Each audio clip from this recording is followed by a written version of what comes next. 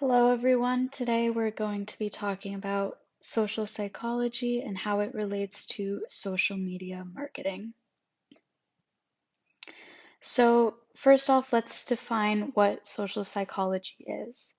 Social psychology is the psychological theory that explains human behavior by assuming people are driven by both prestige and the desire to fit in. So, now let's talk about why social media is so popular. When social media first came into existence, it was a new tool people could use to connect with others and show off how great their own lives are. Social media really emphasizes this duality of both fitting in and standing out. As social media has progressed over the years and become a major aspect of many people's lives, this social psychology theory has become even more true. The huge popularity of social media is proof of the theory of social psychology being true. Humans are ultimately driven by what others think of them. This idea extends to consumption, as social media platforms have become saturated with advertisements, endorsements, and influencers. Humans make consumption decisions based on how they think the decisions will be perceived by others, and they typically conform to what they believe is socially desirable. People do this unconsciously because social media allows the idea of fitting into the crowd to be masked by the perception of standing out.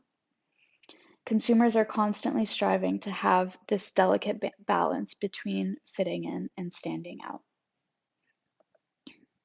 So this brings me to my thesis, that social psychology is a perfect explanation of why social media has been the most effective marketing tool to date.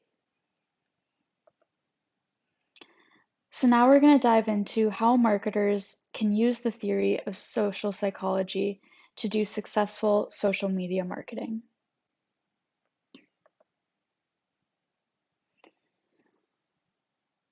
So marketing is great at increasing consumers' fear of social group ostracism, while also making consumers feel special and unique.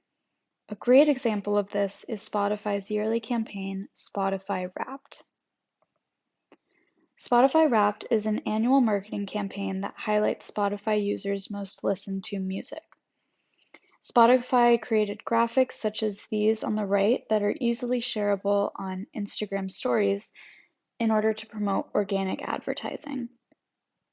Spotify Wrapped became such a big social trend that it greatly increased the number of Spotify users over the past 10 years. This campaign allowed users to feel like and also show off that they fit into an in-group, this in-group being music listeners on Spotify. While at the same time, the campaign also was able to boost consumers' sense of individuality and specialness by allowing them to show off their unique music taste to others. So now we're going to dive into another element of social psychology, which is mimetic desire, specifically how mimetic desire explains the popularity of influencer marketing on social media. So there is no denying that Americans are currently in a state of overconsumption. I would argue that we are in this state because of social media, but specifically because of influencers and influencer marketing. So what even is influencer marketing? Influencer marketing is a type of social media marketing that uses endorsements and product mentions from individuals who have a dedicated social media presence and are viewed as experts within their niche. It works because there is a high amount of trust amongst influencers' followers. Influencer recommendations act as a sort of form of social proof for a brand's products and services. The success of influencer marketing can best be explained by René Girard's theory of mimetic desire. This theory states that all of our desires, both materialistic and social, are borrowed from other people, otherwise known as a model. Another way to explain this is that people don't really buy a product because of that product's objective attributes. They buy a product because they saw someone else has it and they want to be like that other person. Here's an example of this. Sure, this makeup product on the left probably was made very well and it would be a great product for your skin. But the real reason anyone would actually buy this product is because a well-known person seen on the right is wearing it. And according to Gerard, all material desire really is an aspiration to be like the model. Another element of social psychology we'll touch on is envy. Consumers often have feelings of envy that greatly affect their spending habits. Using celebrities creates a great sense of benign envy, which is when customers want to own the product themselves in order to look up to or emulate the celebrity. However, there's another type of envy that I would argue more and more consumers feel nowadays because of social media, and that is malicious envy. Malicious envy is when we feel that someone else does not deserve a certain product, so we are willing to spend even more on a somewhat superior product in order to upstage that person or prove that we are more worthy.